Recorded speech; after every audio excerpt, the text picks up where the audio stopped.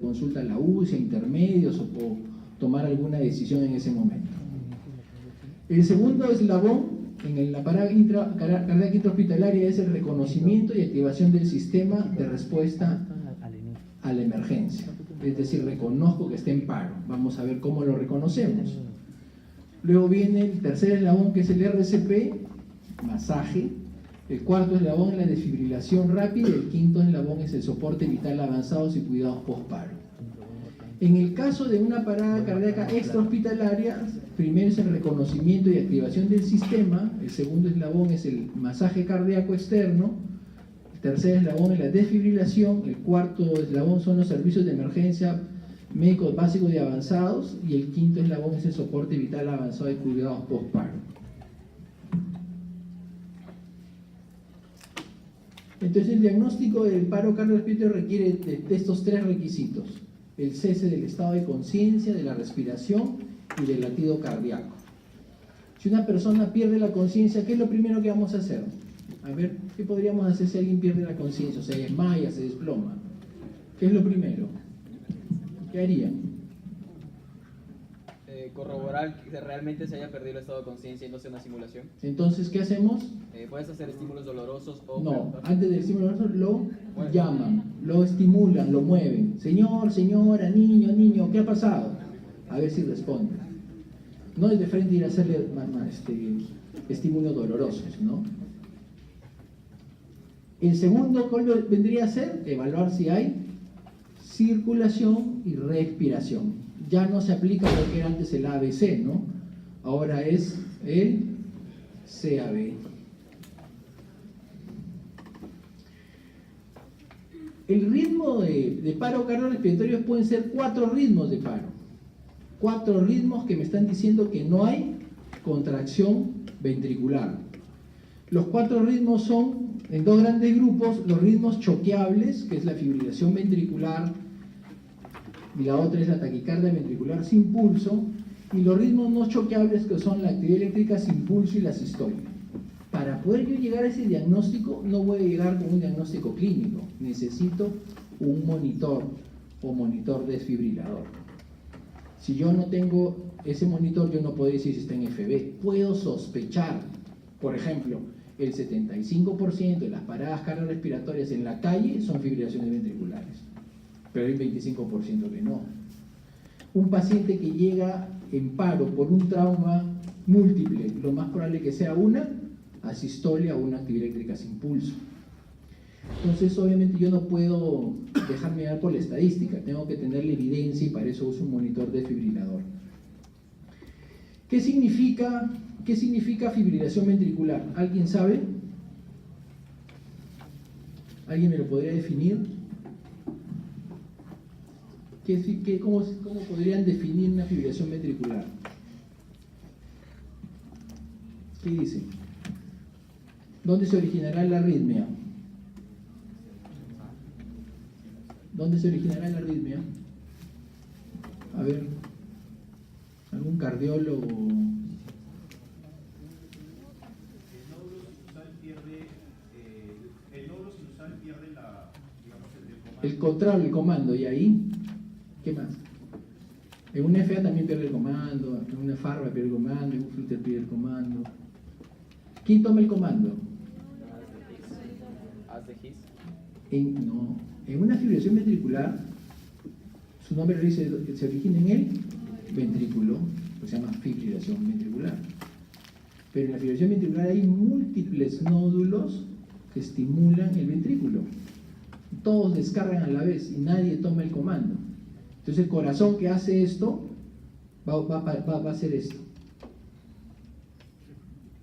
Ustedes van a ver un corazón en fibrilación ventricular y decir, eso es una fibrilación ventricular. Se lo vamos a enseñar un día para que lo vean. El corazón está como convulsionando, temblando. Nadie toma el comando. Y el corazón obviamente no produce una contracción efectiva y por lo tanto no hay salida de sangre y por lo tanto está en paro. Es una fibrilación ventricular. En cambio, en la taquicardia ventricular se genera un ritmo ventricular permanente, pero el corazón no tiene la suficiente fuerza para impulsar sangre, porque no hay un periodo, ¿no?, que permite el llenado sanguíneo a nivel ventricular. Esos dos ritmos se pueden sino desfibrilar, o sea, los podemos revertir con una descarga eléctrica, se llaman ritmos choqueables. Y los ritmos no choqueables son la sistolia, es decir, que el corazón, nada, no se mueve, se quedó paralizado. El ventrículo, nada, no se mueve. Y la actividad eléctrica sin pulso, ¿qué significa? ¿Qué significa? ¿Alguien me podría decir? ¿Cómo podrían definir una actividad eléctrica sin pulso? ¿Ya han pasado por cardiología? ¿Qué dicen? ¿Qué va a haber en el ventrículo? ¿Habrá estímulo eléctrico o no? Hay estímulo eléctrico, pero no produce contracción. Es como que si yo apagara ahorita las luces, dejo un cable libre y le digo, ¿pasa electricidad o no? Pasa, pero no produce luz. Lo vamos a ver de aquí. Para poder enfrentar el aparato cardiorrespiratorio, aplicamos lo que se llama el CAB. Todos sabemos que la C es compresiones, que la A es vía aérea y que la B es ventilación. Pero como regla mnemotécnica la podemos ampliar de esta manera.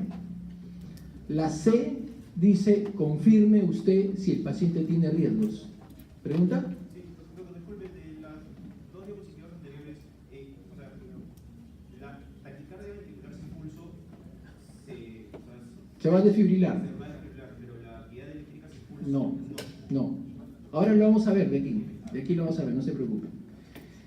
Era una cuestión introductoria, pero más o menos se puedan centrar. Saber quiénes son las que se desfibrilan y quiénes son las que no se desfibrilan. El CAB viene, la C, que en pocas palabras significa compresiones, pero como regla mnemotécnica tratamos de poner la C como que confirmo si el paciente, si el rescatador tiene riesgos. Por ejemplo, si alguien se desploma y yo no veo los riesgos que están alrededor de esa persona y me acerco y lo toco, de repente termino electrocutado porque no me di cuenta que esa persona estaba con el dedo metido en el enchufe, por darles un ejemplo. Entonces siempre el operador tiene que evitar riesgos, que le pase lo mismo que la víctima. Entonces mi primera pregunta de C es confirmar si yo como operador, como rescatador, tengo riesgos.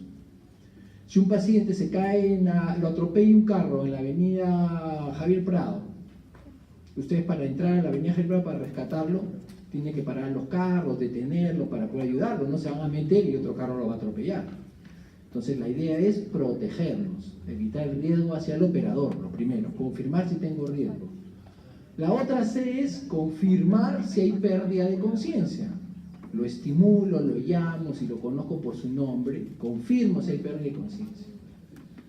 Y veo que no está respirando, veo que tiene una respiración boqueante. Entonces, con eso suficiente para decir que está en paro. Para el ego, para el que no es médico, para el que es el de la calle, suficiente para decir que está en paro. Y obviamente la otra C es corro y pido ayuda. Llamen a los bomberos, llama a mi sistema de emergencia del hospital, etc. Corro y pido ayuda. Y finalmente, la letra C, para no olvidarlo, son las compresiones torácicas. Entonces, la C involucra 4 cosas para no olvidarme. Si yo corro riesgos, si confirmo si está inconsciente o no, corro y pido ayuda y doy las compresiones. Y las compresiones torácicas son 30 compresiones en el centro del tórax, con los codos que no se doblan, rectos, con una profundidad que más o menos son 2 pulgadas o 5 centímetros. Son fuertes y rápidas, tratando de llegar entre 100 y 120 masajes por minuto. En el centro del tórax, ¿cómo sé que estoy en el centro del tórax? ¿Alguien me puede decir? ¿Cómo sé que estoy en el centro del tórax? Mi parámetro anatómico. Esternón. Esternón. Esternón, ¿qué más? Y si tiene más péndulas, ¿dónde termina el masaje? En el ombligo. Ángulo de Lewis. Entonces, el esternón al medio, ustedes saben anatomía, más fácil, el esternón al medio, punto, ese es el centro del tórax. Ya no es que 2 traveses de dedo por encima de la apófisis sifoide, eso ya pasó a la historia. Entonces, para ustedes que no son legos, que ustedes que ya son casi médicos, en el centro del esternón, punto, se acabó. La letra A, que yo empiezo las compresiones. ¿Por qué empezamos con las compresiones? Porque se ha demostrado científicamente, mediante trabajos basados en evidencia, que no podemos demorar en dar compresiones. Por esa razón se cambió el ABC, se cambió por CAD. Luego de la C viene A, de abrir la vía aérea. ¿Qué maniobra es la más fácil? Frente mentón. Nada más, no hay nada que hacer. Doctor, si yo sospecho que tiene un trauma, triple maniobra modificada. Eso lo vamos a ver en la práctica. ¿Ya? Pero ya no se aplica el ver, escuchar y sentir. Veo que no respira, escucho que no respira y siento que no respira. Eso es perder tiempo. Solo veo, como dije en la primera parte, confirme si hay pérdida de conciencia y no respira. Está boqueando. Listo, ya está en paro. Empiezo mis 30 compresiones, termino las 30 y abro la vía aérea con maniobra frente-mentón y le doy 2 respiraciones. 2 respiraciones profundas, suficiente para levantar el tórax, suficiente para levantar el tórax. Si de repente nuestro delegado va a dar ventilación, tiene una amplexación torácica bárbara. Pero si de repente es una persona muy menudita, no. Entonces por eso se dice que no se habla de volúmenes, sino lo suficiente para levantar el tórax. Entonces debemos recordar que el rescatador debe dar 5 ciclos de 32, que equivalen más o menos a 2 minutos. 5 ciclos de 32. Y empiezo con mi CAB, 5 ciclos de 32. ¿Cuándo verifico el pulso? Cuando acabe mis 5 ciclos de 32. Verifico mi pulso. Mi pulso central, mi pulso carotidio. Si me dicen, en un adulto hay 2 rescatadores, igual es 32. En cambio, en niños y neonatos pueden ser 15. La RCP básica generalmente no va a durar más de 10 minutos. Hay excepciones, lo vamos a ver. Luego de completar los 5 ciclos de 32, verificamos el pulso. El pulso tiene que ser el pulso central, adultos y niños pulso carotidio, y en los lactantes es el pulso braquial o femoral. No buscamos el carotidio. ¿Por qué razón? Porque el cuello está muy pegado al tórax y nuestros dedazos no van a poder permitir palpar el pulso. Por lo tanto, se decide en los lactantes el pulso braquial. Si no hubiera pulso y estoy solo, no tengo ningún dispositivo biomédico ni drogas, sigo con mi RCP básico, o sea, con mis 5 ciclos de 32. Y así sucesivamente hasta que venga la ayuda, hasta que venga el soporte avanzado. Entonces, en el RCP básico, ¿qué se necesita? Manos y boca, nada más. ¿Cuánto de FIO2 le doy a una persona cuando le doy respiración boca a boca? ¿Cuánto le daremos? ¿Cuánto le damos? ¿Ah? ¿0,21? ¿Qué dicen? No, 0,2 es lo que respiramos, pero lo que le doy cuando exhalo es más o menos 0,16. Entonces no estamos dando 0,21 por si acaso. Pregunta de examen. El masaje tiene que ser una profundidad de 2 pulgadas. Entonces, ¿cómo se aprende esto? Con la práctica, no hay otra manera.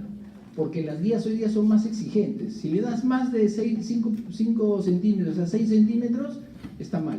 Tiene posibilidad de complicar el masaje. Entonces, ¿cómo se va a aprender? Con la práctica, con el ritmo que ustedes tienen que coger. Cada parte del mundo ha inventado sus cosas. Como los americanos dicen al ritmo de fiebre de sábado por la noche, tienen su música, ¿no? Pero bueno, es cosa de ellos, pues, ¿no? Lo importante es saber dar el masaje bien. Esto ya lo hemos mencionado. Miren ustedes cómo están los codos. En este caso el colega que está ahí no dobla los codos, rectos, directo al centro del tórax.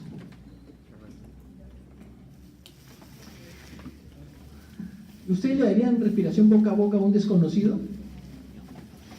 ¿Qué dicen? No, seguro dirían no. Yo también seguro no le daría, ¿no? A ver, ¿quiénes están con scraps? Levanten la mano los que tienen scraps. Sin miedo. Casi la mayoría. Ok, entonces si les pasa caminando por la calle, llámese en WOM, en Plaza B, en el aeropuerto, en el colegio, llegando a su casa, y alguien hace paro, lo primero que van a hacer es voltear a ver a quiénes, a ustedes.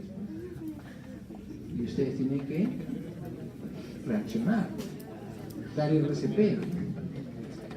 ¿Entiendes? Entonces, como entran con su mandil ahí, ¿no? Pues mejor yo voy a civil, pues paso piola, ¿no?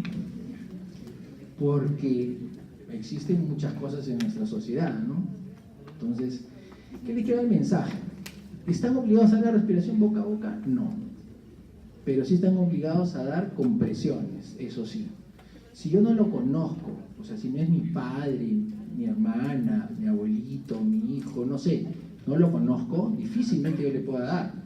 De repente entre ustedes dos se conocerán sus cosas y sabrán si le dan respiración boca a boca o no. Yo no sé si tendrá HIV, si tendrá hepatitis C, B, TB, no lo sé. Entonces, no es para el ego una obligación dar la respiración boca a boca, no, porque se pierde tiempo y porque hay ciertos riesgos que no conocemos al paciente. Pero sí está demostrado que la RCP, mano sola, sin ventilación, es útil, tan igual como dar un RCP básico.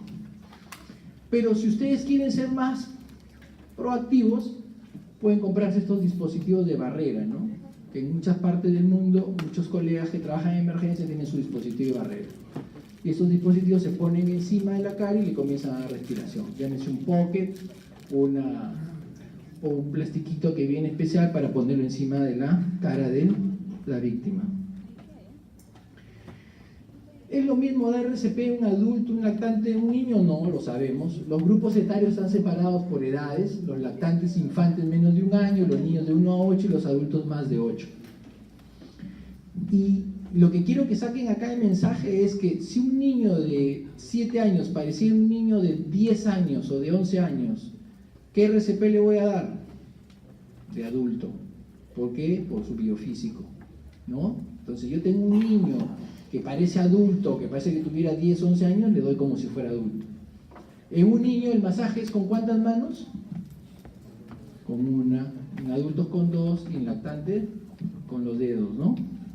Y ahí está el cuadrito, léanselo bien porque por ahí van a venir preguntas.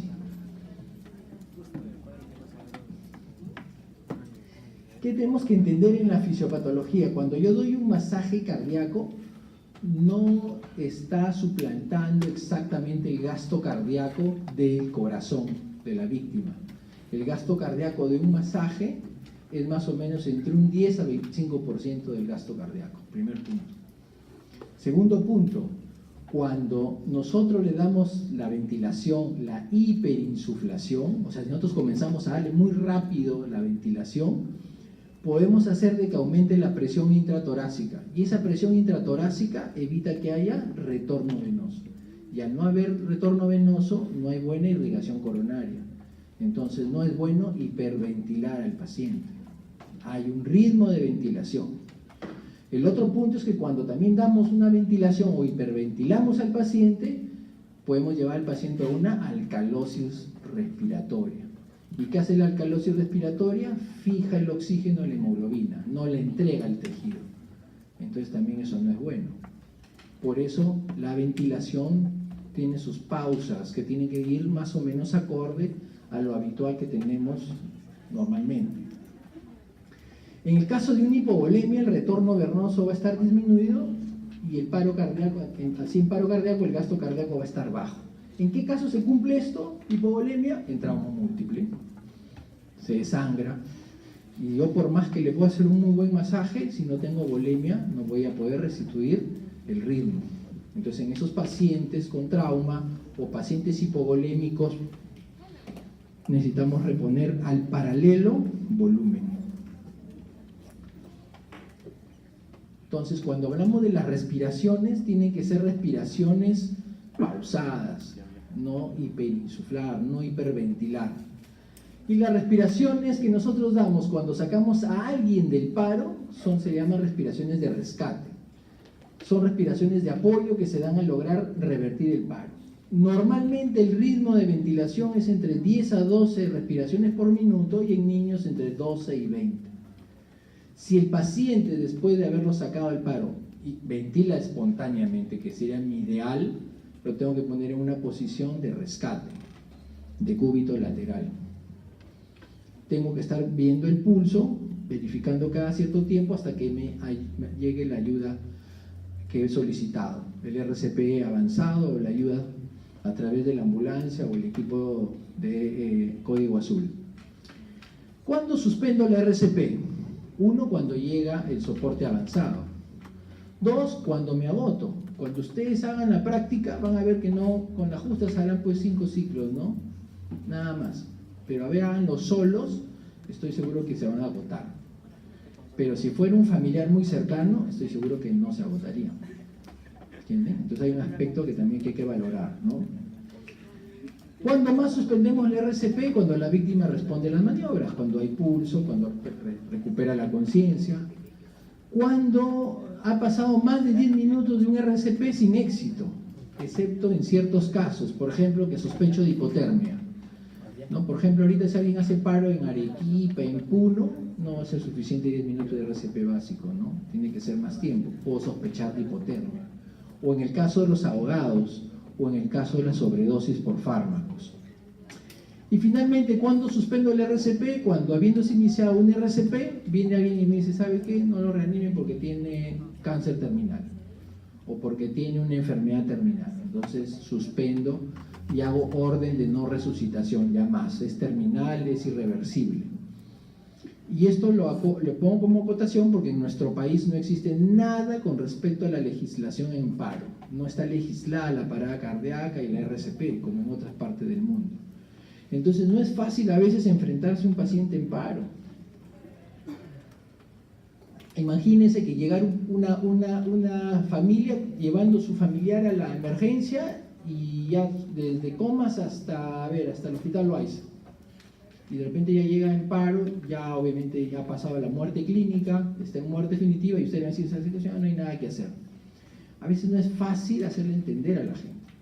Pues a veces hay que tomar ciertas actitudes para que ellos vean que por lo menos se hizo algo. ¿Por qué? Porque en nuestro país no está legislado.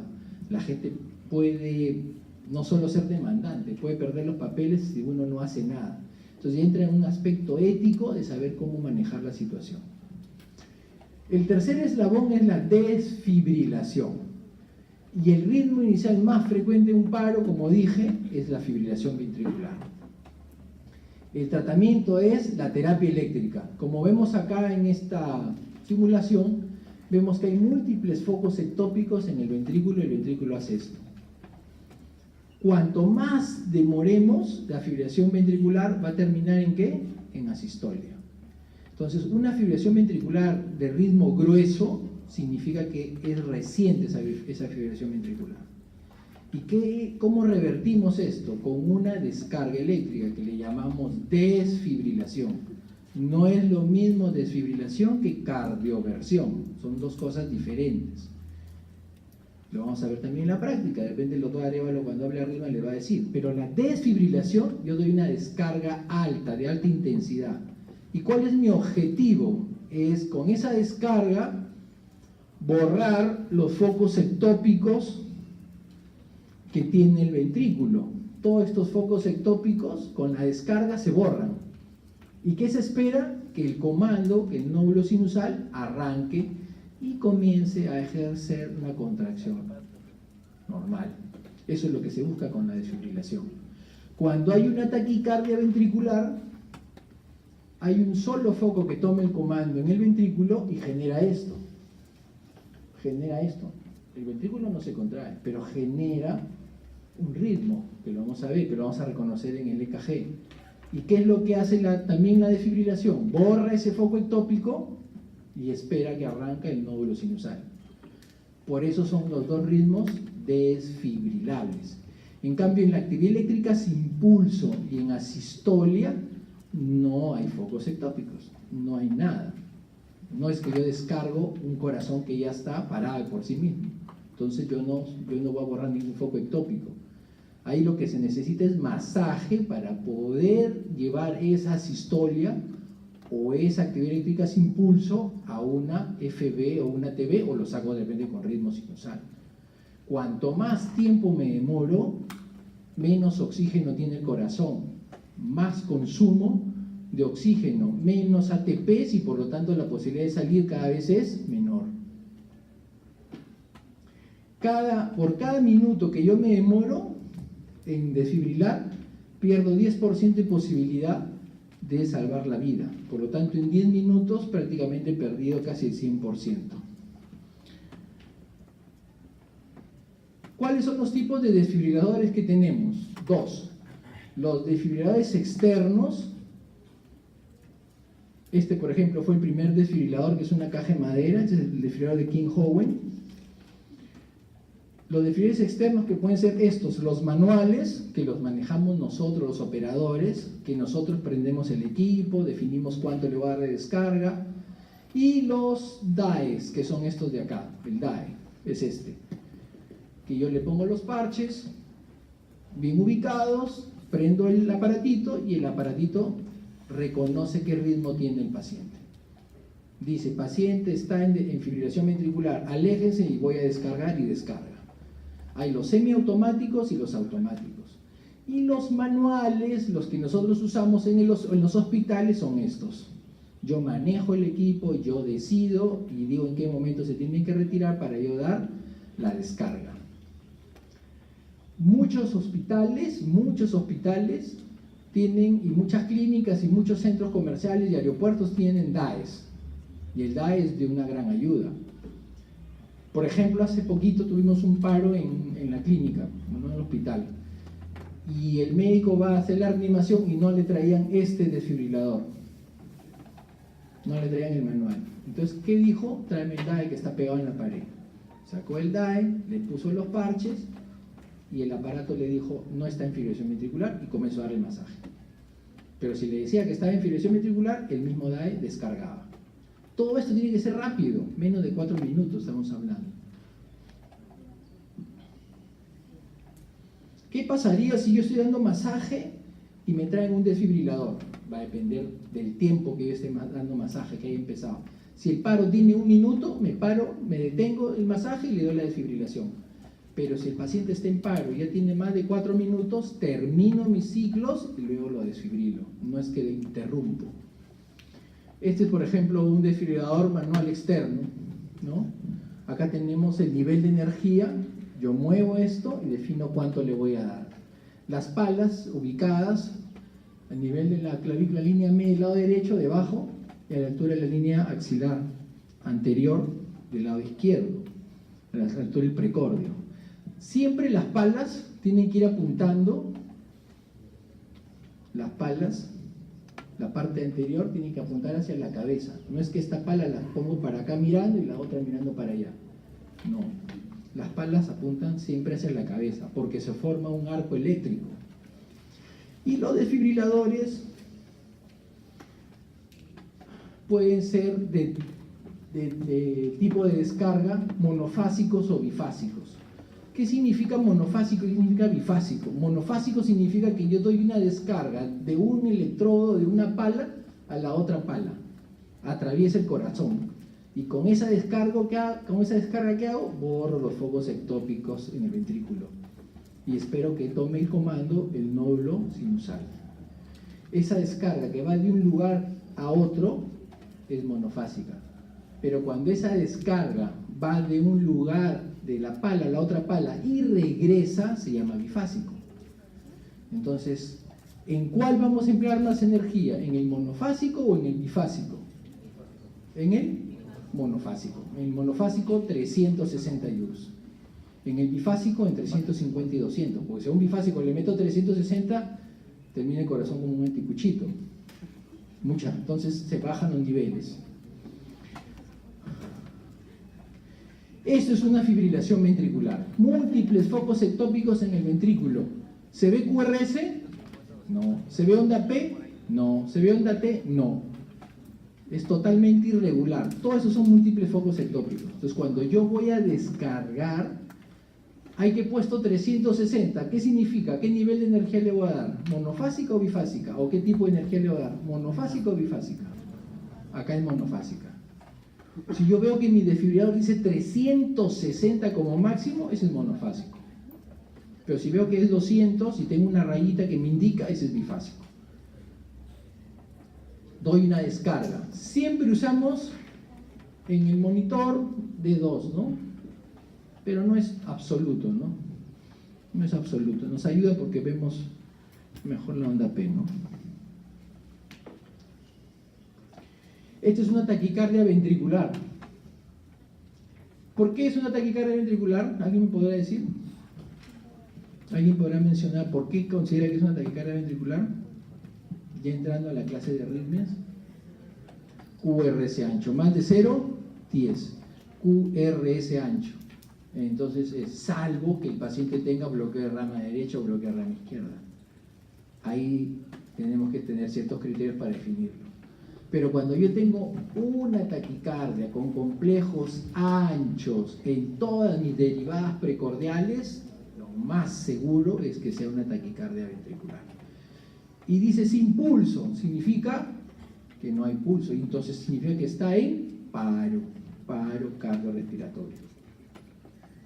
¿Cuánta frecuencia cardíaca tiene este paciente? 174. Es una taquicardia ventricular, taquicardia más de 100. Ventricular, QRS ancho, sin pulso, no encontré pulso. ¿Qué tengo que hacer? ¿Cardiovierto o desfibrilo? Desfibrilo. La cardioversión es para las arritmias, pero el paciente está vivo, no está muerto. Acá está muerto el paciente. Esto lo traigo a colación, no sé si se ve acá, no sé si ven las palas, si se ven una de las marcas de la pala. Si lo ven, este paciente lo desfibrilaron 12 veces. ¿Cuál fue su error de los que lo desfibrilaron? Que no le pusieron gel a las palas. Entonces siempre a las palas le ponen gel. No lo desfibrilan directamente, sino queman. Y huele a carne quemada. Cuando desfibrilen o cardioviertan, tienen que tener claro que puede el paciente estar con oxígeno. Y si ustedes ponen mal las palas o las pegan mucho, puede salir un arco eléctrico. Y si sale electricidad y hay oxígeno, terminan con San Pedro, con el paciente, ¿no? Vuela, explota. Entonces tengan siempre cuidado. Esto es actividad eléctrica sin pulso y asistolia, ritmos no choqueables. Actividad eléctrica sin pulso significa que hay actividad eléctrica con una frecuencia bien baja, pero que no hay pulso. El corazón con la justa podrá hacer esto o nada, pero hay actividad eléctrica en el electrocardiograma. Y en la sistolia es una línea isoeléctrica. Para cuestiones de definición, ¿cómo define una sistolia? Cuando tengo una línea isoeléctrica en dos derivadas. No puedo basarme con una sola derivada que esté en la sistolia, porque pueden haberse salido los electrodos. Entonces estos ritmos no son choqueables porque acá no hay ni focos ectópicos, no hay nada que borrar. Acá lo que te está diciendo es que ese corazón no tiene ATPs, le falta energía y tenemos que darle masaje. Lograr que perfunda, si de repente llega a una FB, lo desfibrilamos. Entonces, ¿cuál será el mejor pronóstico? ¿Una FB o una sistolia? Una FB. Doctor, ¿y la fibrilación ventricular vendría a ser un tipo de actividad eléctrica sin pulso? ¿Hay actividad eléctrica? Hay actividad, pero por definición se dice que son múltiples focos ectópicos. Entonces, en realidad, si lo ponemos así, ciencia cierta, claro, podríamos decir que, pero no lo definimos como tal. ¿No? Eso ténganlo claro. Es cierto, hay actividad de múltiples focos, pero no estamos definiéndolo en el otro lado de la frontera, ¿no? El cuarto eslabón es el soporte avanzado de vida. ¿Y el soporte avanzado de vida qué significa? Significa tener dispositivos, tener drogas, D de drogas. Acuérdense, C de compresiones, la primera D es de desfibrilación. Y las otras Ds que vienen son drogas y dispositivos biomédicos. Así no se van a olvidar. C, compresiones. Mi RCP básico es compresiones y ventilación.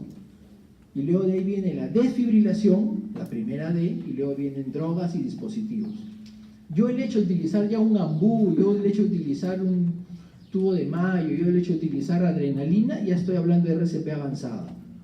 O sea, el RCP avanzado involucra el cuarto eslabón, todo esto que estoy diciendo. Las drogas que utilizamos son vasoactivos, la adrenalina y o la vasopresina, y antiarrítmicos, amiodarona o lidocaína. Y de los dispositivos que utilizamos son la bolsa de reanimación, mal llamada AMBU, la intubación, los accesos venosos que se ponen 2 y el uso del capnógrafo. El capnógrafo es un dispositivo que ayuda a medir la capacidad de decir si es un buen masaje o no, si estamos haciendo un buen masaje cardíaco. No es obligatorio tenerlo. Y ese es el algoritmo.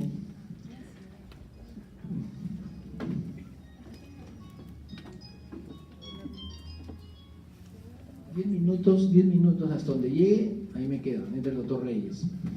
Miren, llega el desfibrilador, lo que he pedido, o el DAE, con el desfibrilador que pongo los parches, me va a decir qué ritmo es. Si es un ritmo desfibrilable, lo va a desfibrilar el desfibrilador automático externo. Si yo tengo mi desfibrilador manual, pongo las palas y veo qué ritmo es.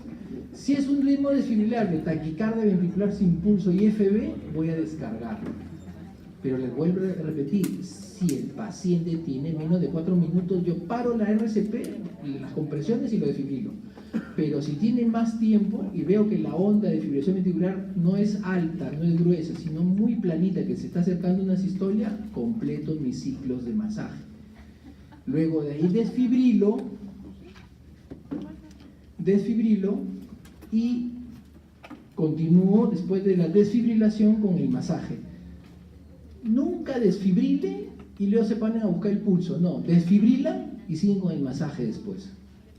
Y cuando ya terminan los ciclos, recién ven el pulso. Porque cuando un paciente sale del paro, no crean que sale al toque con un buen pulso. Sale el corazón aturdido. Entonces necesitamos ayudarlo. Y lo vamos a ayudar con el masaje. En cambio, cuando nosotros estamos frente a un paciente con una actividad eléctrica sin pulso o asistolia no desfibrilable, todo es masaje. Masaje, no puedo soltarlo. 5 ciclos de 32 y recién miro cómo está, si hay pulso, no hay pulso, qué ritmo tiene. Y allí entra a tallar el uso de drogas. La adrenalina, dosis de 1 miligramo cada 3 a 5 minutos. La adrenalina, 1 miligramo, no necesitan 5 ni 10 ampollas. Se ha visto que los pacientes que le ponen 10 ampollas, 5 ampollas, se mueren, no van bien. Lo sacan del paro, pero en horas después se va a morir. Porque hay un estado hipermetabólico con la dosis tan alta de adrenalina. Entonces, la dosis es 1 miligramo, no es más. La vasopresina, la pueden usar, pero no ha demostrado ni mal ni bien. No ha demostrado ni mal ni bien. ¿Cuánto es la dosis? 40 unidades. ¿Por qué? Porque los estudios iniciales decían de que aquellos pacientes que estaban en paro, había un grupo de pacientes en paro que tenían dosaje de vasopresina bajo y otros que estaban en paro y que tenían dosaje de vasopresina alto. Los que tenían vasopresina alta en sangre fisiológica salían con más frecuencia del paro. Entonces se dieron cuenta que la vasopresina era un vasopresor, aparte de tener el efecto antidiurético, vasopresor, y se utilizaba esa dosis de vasopresina. Pero luego se ha demostrado que no hay diferencias.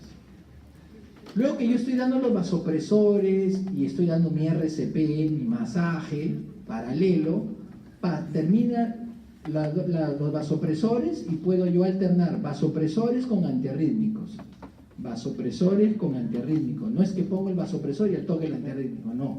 El vasopresor, doy mis 5 ciclos de 32 y luego, si no sale, le puedo poner un antiarrítmico, que es amiodarona, 300 miligramos, en bolo diluido en 100 en dextrosa, se los paso al toque, serán pues 5 minutos, 10 minutos. Y se alternan. La segunda dosis de adrenalina, ¿cuánto será? ¿1 miligramo o 2 miligramos? 1 miligramo, siempre es 1 miligramo. Hago mi RCP, estoy haciendo mi masaje, no sale del ritmo, obviamente es desfibrilado, y la segunda dosis de amiodarona es 150. O sea, voy alternando vasoactivos con vasopresores.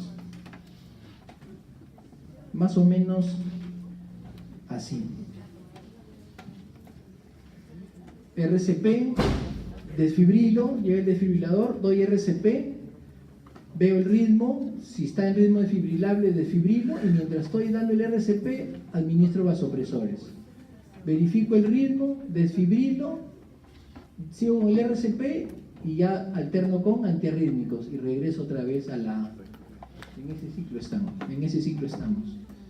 ¿Cuánto tiempo vamos a estar en un RCP avanzado? Hasta 30 minutos, para que tengan una idea. Desfibrilando, dando drogas, etc. Recuerden ustedes que cuando el paciente esté en paro tienen que poner dos buenas vías.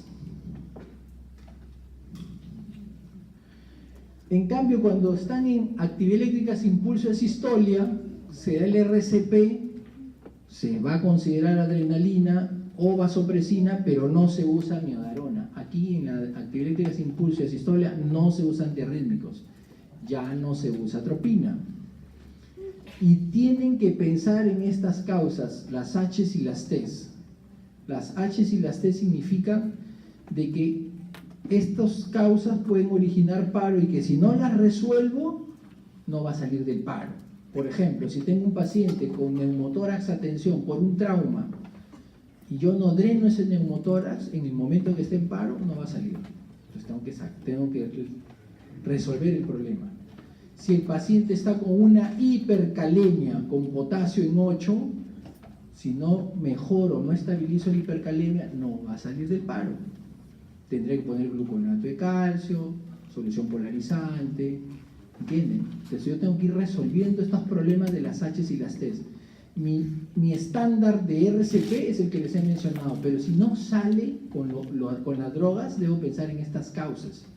Si un paciente viene con trauma múltiple que ya ha sangrado y entra en paro, yo debo pensar tres cosas: que está hipovolémico, debo poner volumen mientras doy el paro, que puede tener un neumotórax a tensión, si no lo dreno, se muere, y si hay un taponamiento cardíaco, si no lo dreno, también se muere.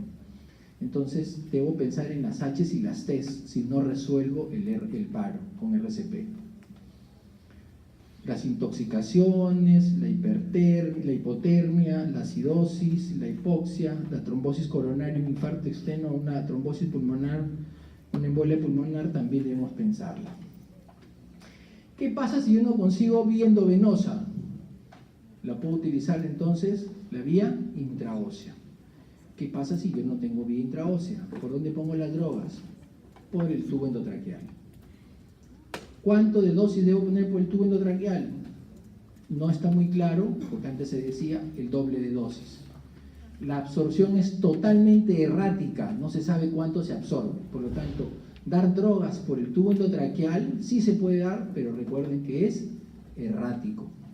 ¿Qué drogas podemos utilizar? Adrenalina, lidocaína, atropina y naloxone. Ya no utilizamos atropina, por lo tanto queda en adrenalina, lidocaína y naloxone. No tenemos naloxone en el Perú, entonces queda adrenalina y lidocaína. No vamos a poner amiodarona por el tubo endotraqueal, no se pone la amiodarona por tubo endotraqueal.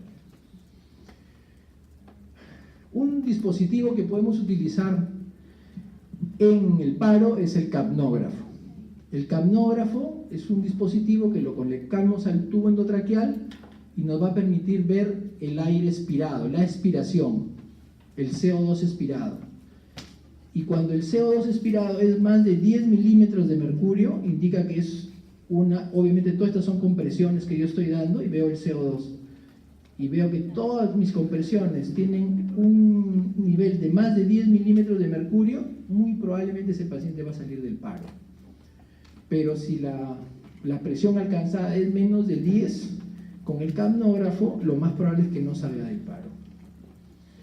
Eso es lo que yo les decía, ya para acabar. Esta es una fibrilación ventricular gruesa, miren los complejos, no hay Q, ni R, ni S, ni T. Y miren esta fibrilación ventricular que más parece una asistolia. Esto de aquí lo desfibrilo al toque, esto de acá termino mi 5 ciclos de 32 y miro si lo voy a desfibrilar o no.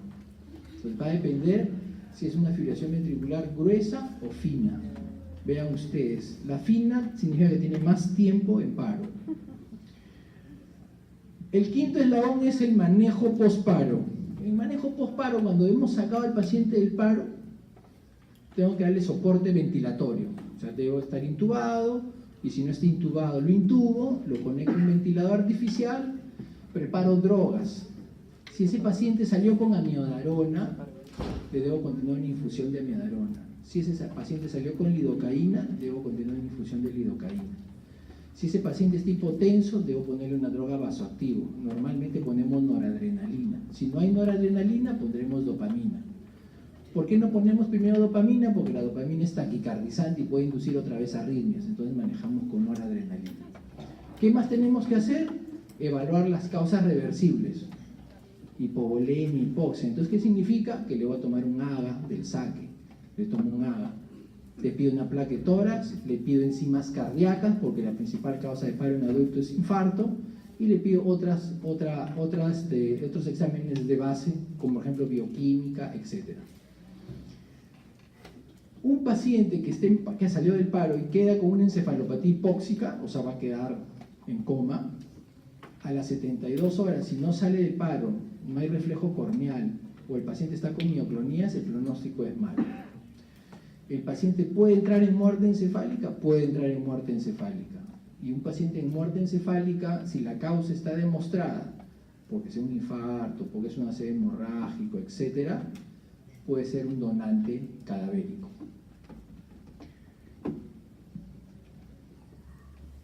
Para terminar, entonces, los factores de riesgo a desarrollar un síndrome coronario agudo, que lo van a hacer con Otto Reyes, y que lo lleve al paro, son la hipertensión, la diabetes, el colesterol alto, el sexo masculino, el tabaco, la edad, la personalidad, la obesidad, la vida sedentaria y la raza morena.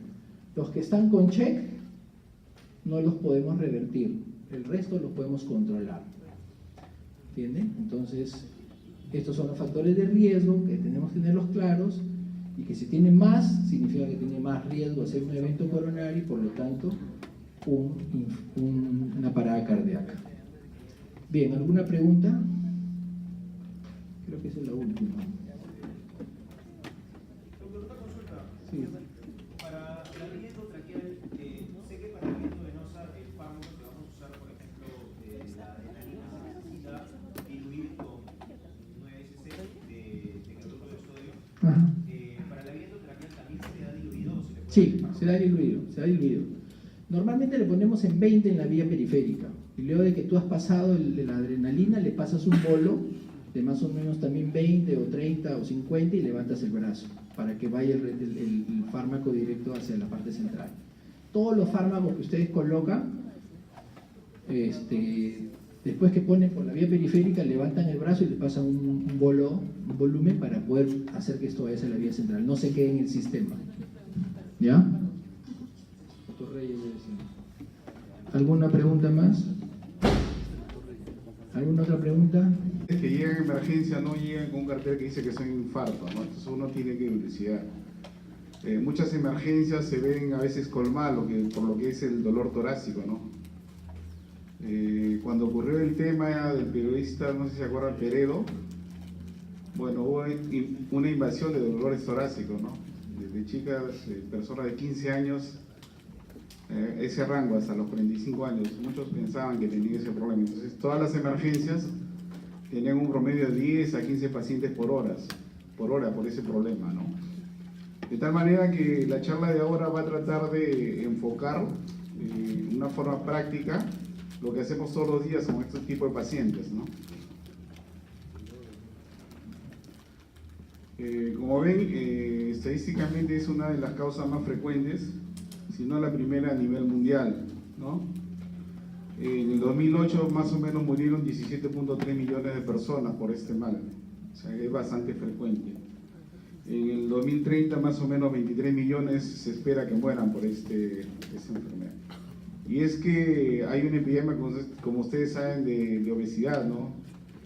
A pesar de la propaganda contra el tabaco, sin embargo, sigue vigente, es un gran problema. El paciente hipertenso, el paciente diabético que fácilmente se complica con esta enfermedad. En el Perú, datos del MINSA, más o menos el infarto provoca una muerte de 4.000 personas por año, ¿no? En algunos lugares que hacen estadística, como ustedes saben, es muy deficiente, ¿no?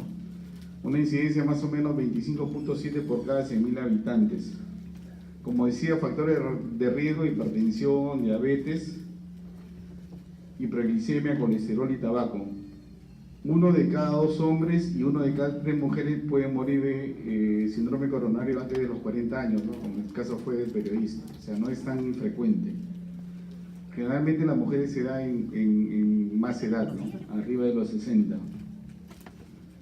En Estados Unidos, 1 de cada 4 muertes es por este síndrome coronario agudo.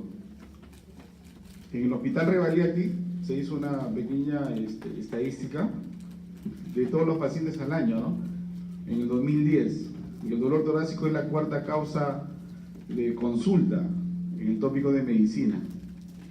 Y en shock trauma, según el segundo puesto, y aparentemente el tercero es el infarto, el 13º, ¿no? Con 109 pacientes. Y dolor torácico, 465. Ahí están incluidos los infartos no ST elevado y las anginas inestables, ¿no? En emergencia es la segunda de causa más frecuente de visitas a emergencia. Esto nos da un total de 8 millones de visitas solamente por dolor torácico, ¿no? Al año. De estos, del 10 al 20% tienen síndrome coronario agudo, o sea que es un gran filtro, ¿no? Y 1/3 de estos recién hace infarto, el resto es angina inestable, ¿no? Y acuérdense que el motivo de muchos litigios, enjuiciamiento de médicos en Estados Unidos, acá pronto va a comenzar eso, es del 2 al 10% de pacientes que teniendo infarto no son diagnosticados en emergencia, por múltiples causas, ¿no?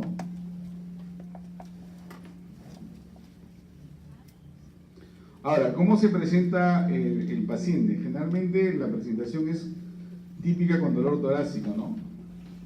Aunque los últimos estudios indican que el hecho de presentarse de esa forma no indica necesariamente que es un síndrome coronario agudo. Hay que leer con cuidado esos artículos que de repente van a leer ustedes, que dice que la historia clínica, algunos dicen que no sirve, ¿no? No, solamente lo que pone énfasis es que no necesariamente la historia clínica me va a dar el diagnóstico de síndrome coronario agudo. Es decir, que yo no me debo basar únicamente en la historia, ¿sí? Entonces, cuando viene un dolor torácico, el médico de emergencia siempre, o el que trabaja en emergencia, debe pensar rápido y de la forma más fácil. Entonces ¿qué es lo que más mata? O sea, siempre debo pensar qué es lo que más mata. Y lo que más mata es el síndrome coronario agudo. Después vendrán las otras enfermedades, ¿no?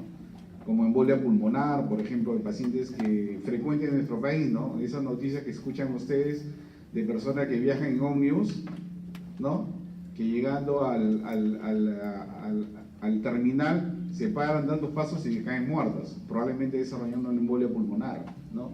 Un neumotórax a tensión, sobre todo si hay trauma previo, ¿no? Pericardio, un taponamiento cardíaco generalmente en pacientes que reciben agresión o golpe, o aquellos que van manejando, por ejemplo, sin cinturón, ¿no? Y sobre todo en auto antiguo que no absorbe el impacto, genera una lesión a nivel de pericardio.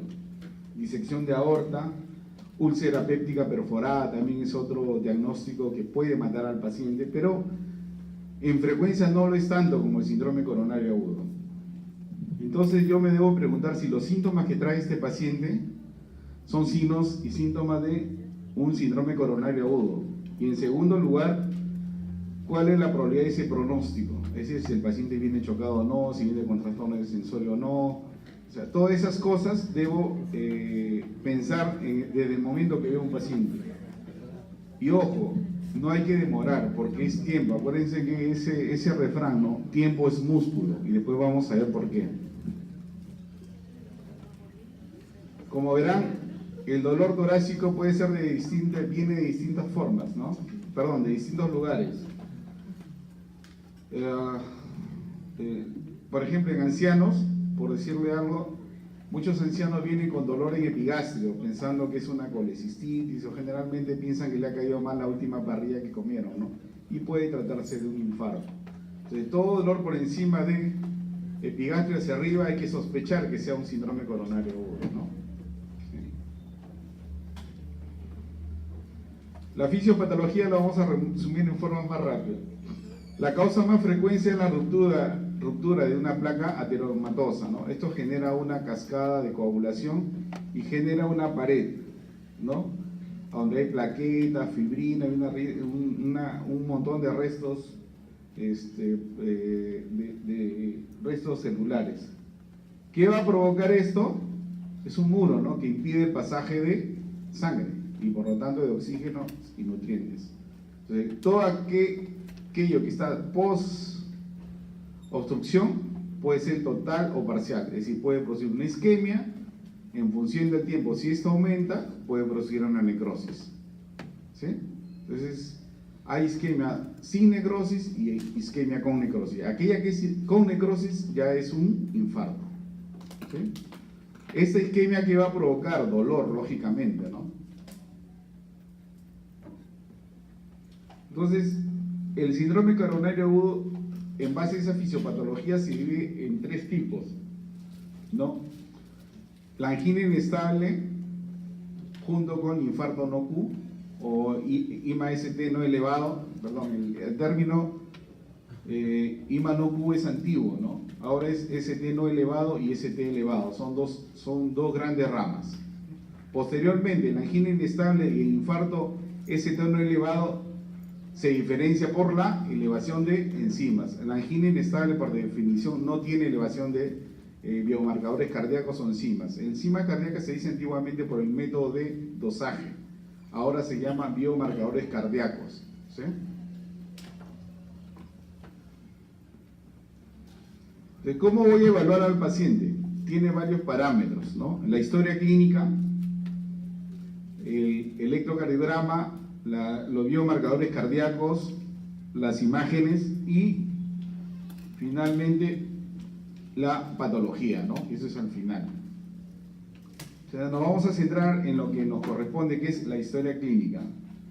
La historia clínica ya la habrán escuchado muchas veces, ¿no? Es un dolor poco ubicable, ¿sí? O sea, simplemente el paciente te dice que le duele la región precordial, que puede irradiarse a brazos, sobre todo al brazo izquierdo, aunque en algunos estudios dice que es mucho más, es predictivo el hecho que le duela en ambos brazos y más en el lado derecho y no en el izquierdo. Lo que siempre hemos pensado que siempre era para el izquierdo, sin embargo en el último estudio, y está en un artículo de ellos, habla más que el dolor bilateral y sobre todo a la derecha es mucho más predictivo para un síndrome coronario agudo. ¿Qué es lo importante de este dolor? De las características del dolor, que es mucho más peligroso cuando el dolor se presenta en reposo. Una característica más, generalmente en las mañanas es mucho más frecuente, ¿no? Muchos pacientes vienen que hicieron un esfuerzo, como levantar el capó del carro y de repente les comenzó el dolor, ¿no? Es mucho más frecuente, se ha visto que los dolores unidos a infartos son generalmente en las mañanas. Es un ritmo circadiano. No. ¿Cuál es la diferencia con el síndrome coronario agudo de una angina que no es síndrome coronario, que dura más tiempo, más de 20 minutos? ¿No? Ubicación menos frecuente es al lado derecho, sin embargo es un valor más predictivo. En mandíbula, muchos pacientes que solamente les duele la mandíbula lo confunden mucho con un dolor de muela. En epigastrio, sobre todo en ancianos, ¿sí? Y en espalda. Y es el término que se ha acuñado que es equivalente a anginoso, o sea que no le duelen en la región precordial, sino que en diferentes partes, que es la región como el cuello, con lo que acabamos de decir. Está asociado en algunos casos, o mejor dicho, algunos pacientes solamente presentan sudoración, diaforesis, o sea, sudoración, náuseas, vómitos. Generalmente esto se ve en pacientes ancianos, ¿no? Cuando vean un paciente que sin razón alguna, sobre todo mayor, diabético, hipertenso, comienza a sudar o comienza a tener náusea, probablemente ese paciente esté desarrollando un infarto o un síndrome coronario agudo. En mujeres, sobre todo por encima de los 60, el dolor es atípico. Muchas de ellas generalmente son sudoraciones, cansancio, disnea, ¿no? Grupo de alto riesgo, acuérdense, son mujeres, diabéticos, renales, ¿no? Son aquellos pacientes y ancianos, lógicamente, ¿no? Ahora, yo voy a examinar al paciente. Por ejemplo, en pericarditis, ¿el signo cuál es? En pericarditis, cuando pongo el estetoscopio, frote, ¿no es cierto? En infarto no hay un signo característico. ¿Para qué me sirve el examen físico? Para determinar el compromiso hemodinámico de este paciente, ¿no? Y ahí ingresa lo que es la clasificación de Kiel. O sea, yo tengo un infarto. Kiel es simplemente la congestión que ocurre como consecuencia de un infarto. A ver, el corazón es como una bomba que recibe sangre y eyecta sangre, ¿no es cierto? Es como una bomba. Es una bomba en realidad. Cuando ocurre un infarto, esa bomba se daña en una de sus partes, de tal manera que se vuelve ineficiente, ¿sí? O sea, ya no eyecta la misma cantidad hacia el cuerpo, una cantidad se va quedando. ¿Y a dónde se acumula? Atrás, en el pulmón. Entonces, cuando yo oculto al paciente, si tiene crépitos, si no tiene crépitos, diré que es un Kiel 1. A medida que van subiendo los crépitos, voy poniendo 1, 2, 3, hasta que si es total, que es un edema agudo del pulmón, ya tengo un Kiel 4, que la mortalidad puede llegar al 81, al 81, al 90%. O sea, solamente con el examen físico. Vi que es un paciente con dolor torácico, escuché el pulmón y vi que tenía crépitos, está con disnea, no puede echarse, puedo decir que este paciente está con un infarto de repente masivo, un shock cardiogénico con un Kiel 4 y la mortalidad es altísima, ¿sí? Solamente en pocos momentos, ¿ya? Para eso nos sirve el examen físico. Hablamos de los factores de riesgo, sobre todo sexo masculino, un poco machista esto, pero es verdad. Edad, parece que los estrógenos como protegen a las mujeres hasta cierta edad, por encima de los 60, la estadística es similar.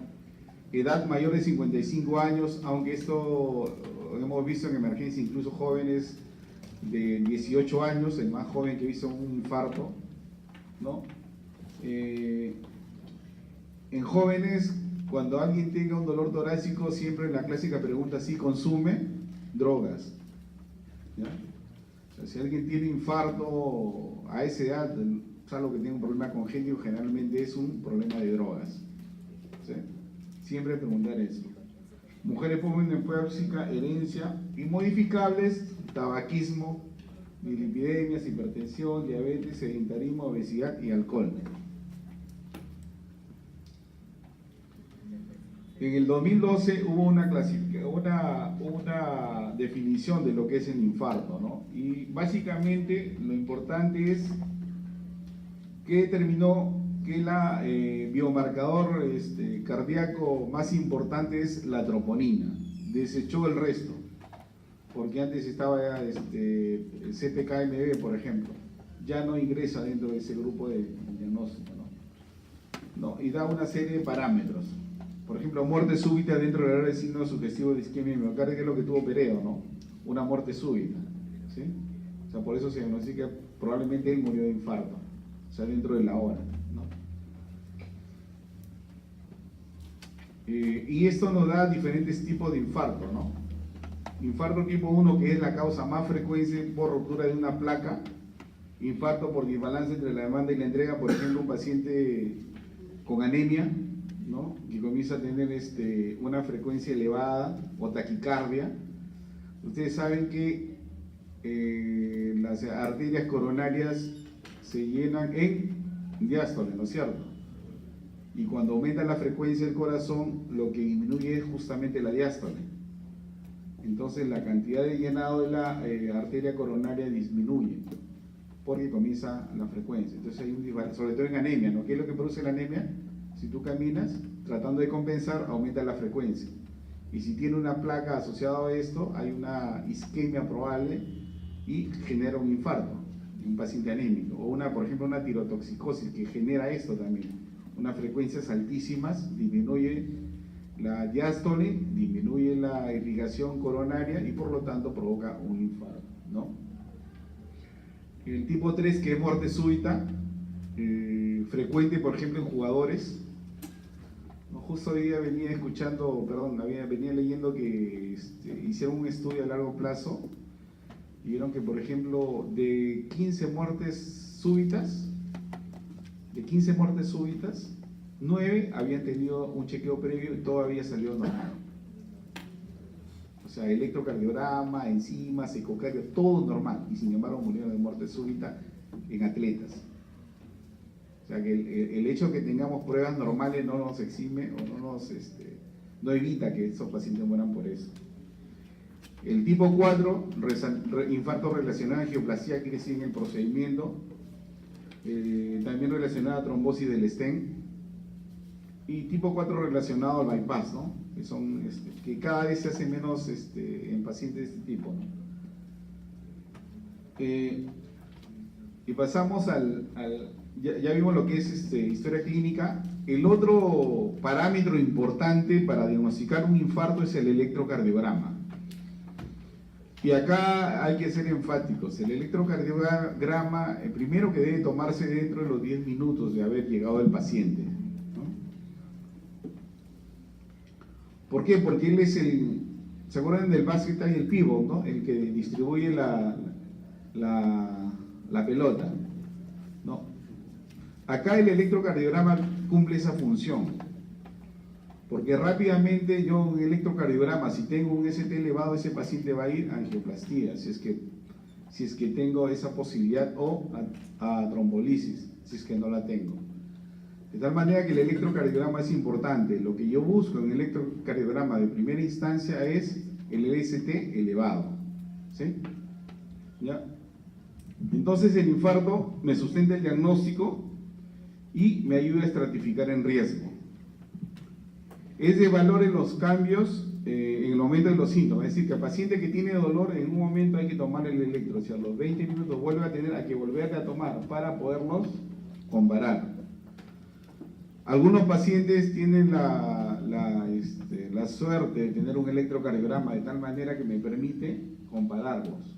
Cuando ustedes ejerzan, si tienen, sobre todo en emergencia, tengo la costumbre que un paciente que venga por dolor torácico, le entrego su electro, ¿no? Que en caso que venga, dice, cada vez que tenga, tráigalo para poderlo comparar, para ver si es que hay algún cambio, ¿ya? Ojo, el paciente puede tener infarto y aún así el electrocardiograma es normal, ¿no? Esto ha sido causa de muchas muertes acá, sobre todo en el Perú. Lo he visto, ¿no? Incluso de amigos o de familiares, que va a una emergencia o una clínica, le toman un electro y le dicen, señor, ¿sabe qué? Su electro es normal. Puede ir usted a su casa, le pone un antiinflamatorio para el dolor y el paciente muere por arritmia, se choca y finalmente se muere, ¿no? Hay que tener mucho cuidado. O sea, el electrocardiograma, como le digo, cumple una función. La primera es buscar aquellos pacientes que tienen ST elevado. Y como ven, es función del tiempo.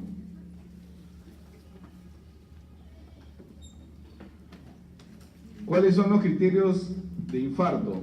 ¿No? Elevación del ST, al menos en dos derivadas contiguas de mayor de 2 milímetros. ¿Sí? En varones o en mujeres de 1.5, en derivada B2, B3 y de mayor de 1 en otras derivadas contiguas torácicas o de miembros.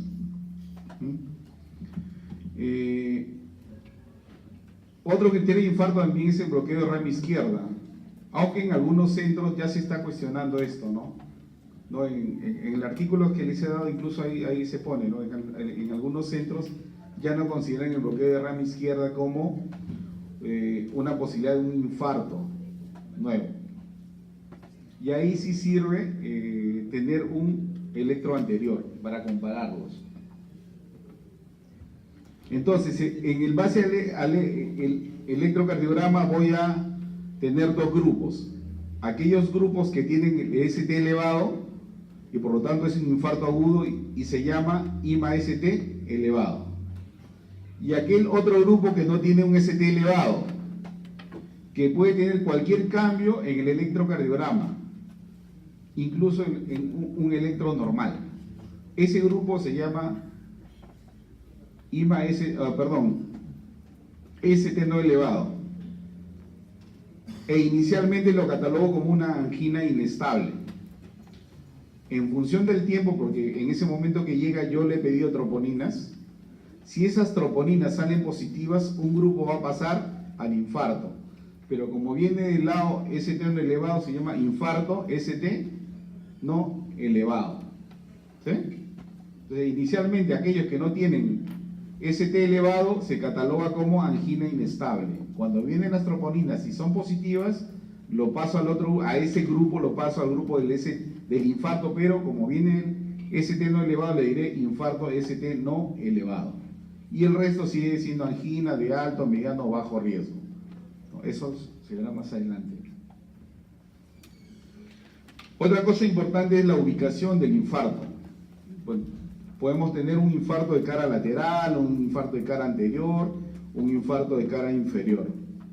¿Por qué es importante? Porque, por ejemplo, el infarto de cara anterior generalmente es propenso a las taquicardias, ¿no? Y en ellos puedo utilizar el beta bloqueador. En cambio, el infarto de cara inferior es mucho más frecuente que coja el nodo AV y me provoque bradicardias. ¿Sí? El infarto de cara inferior generalmente está asociado en un 20 a 30% a infarto de ventrículo derecho. ¿Y por qué es importante esto? Entonces yo debo tomar derivadas derechas. O sea, todo infarto de cara inferior yo debo tomarle derivadas derechas, ante la posibilidad que yo tenga un infarto de ventrículo derecho. Y estos pacientes me hacen hipotensión y son los únicos que responden a cloruro de sodio, en pocas cantidades, lógicamente. ¿Sí? Y también cara inferior provoca un compromiso de cara posterior del corazón. A ver si vemos este ejemplo, ¿en qué cara estaría?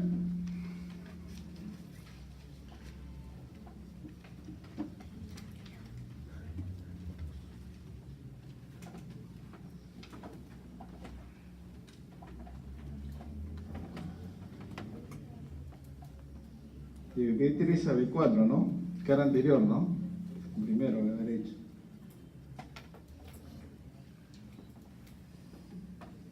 El de abajo, 2, 3, ABF, cara inferior, ¿no?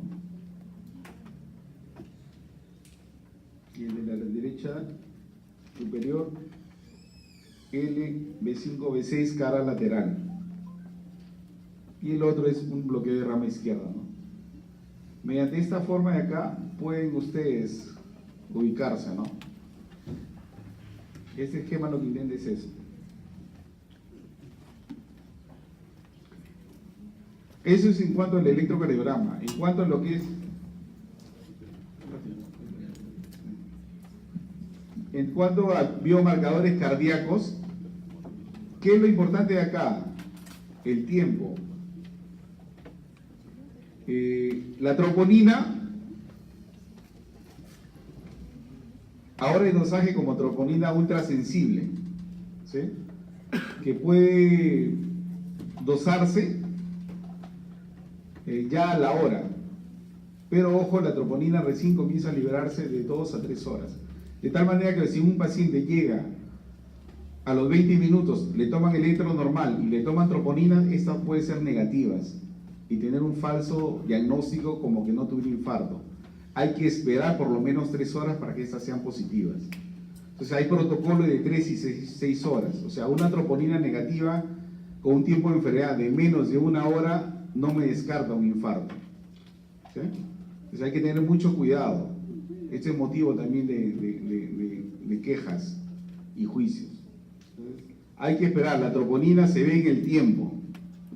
Desde que comienza el dolor, pues generalmente comienza a elevarse a la segunda, tercera hora, dependiendo del tipo de troponina que tiene el laboratorio donde ustedes trabajan.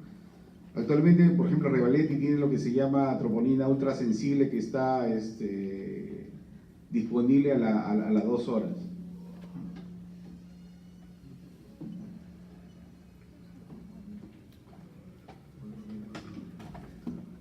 Como decía, ya la CPK mioglobina ya no está dentro del diagnóstico de infarto, para el diagnóstico de infarto, perdón, no, ya ha sido retirado.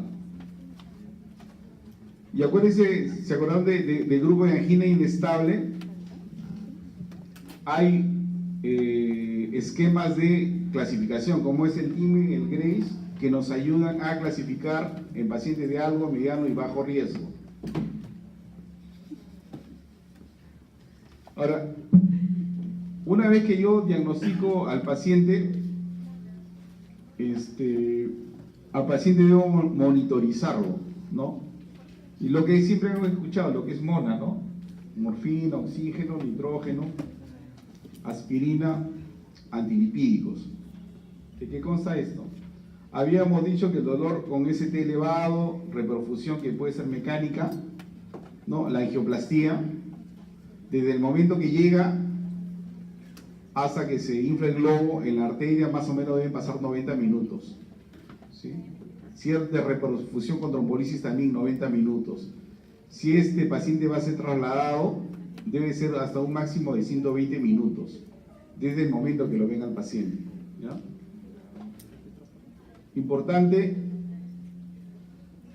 el tiempo, porque el tiempo es músculo. Acuérdense que a medida que se va obstruyendo la arteria, todo lo que está posterior se va muriendo en función al tiempo. Después, de tal manera que el tiempo es lo más importante.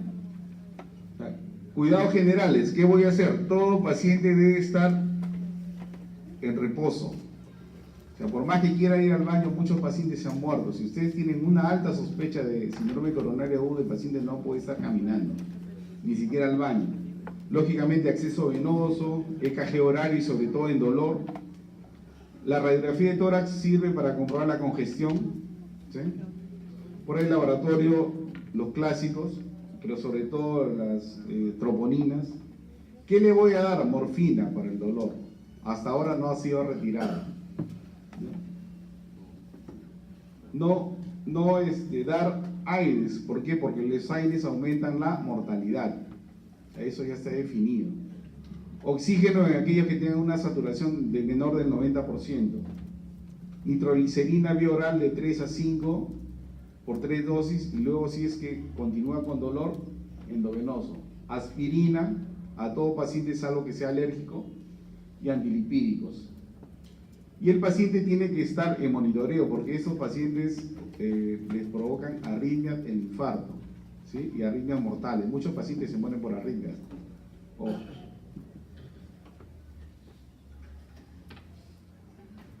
El tratamiento tiene 3 pilares: tratamiento antiisquémico, terapia antiplaquetaria y terapia antitrombótica. De esto, lo más importante es, sin ser menos importante, la terapia antiisquémica y la terapia antiplaquetaria y la terapia antitrombótica, porque ustedes de frente van hacia la causa principal, que es el trombo, ¿no? Y lo más importante, la angioplastía coronaria percutánea, ¿no? ¿Saben cuánto vale en un consultorio, en privados? Una angioplastía por un stent solamente vale 30.000, entre 20.000 a 30.000 soles. ¿Ya? Por eso muchos pacientes no pueden sustentar esto y se optan por la trombolisis. Y hay que tener suerte, porque incluso en el seguro hay que tener infarto de lunes a viernes y en la mañana, porque en las tardes, por política, no hay personal, no le pagan a las enfermeras. O sea, es una desgracia, a veces. Incluso el INCOR muchas veces se ve limitado por esto, ¿no? En realidad hacemos angioplastía en determinado momento. Ahorita, por ejemplo, si tiene infarto no es posible. No sé si Almenara sí está haciendo.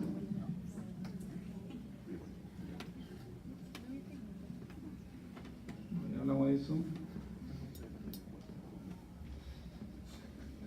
Y este es un esquema que nos permite ver a grandes rasgos lo que hay que hacer, ¿no? ¿Alguna pregunta?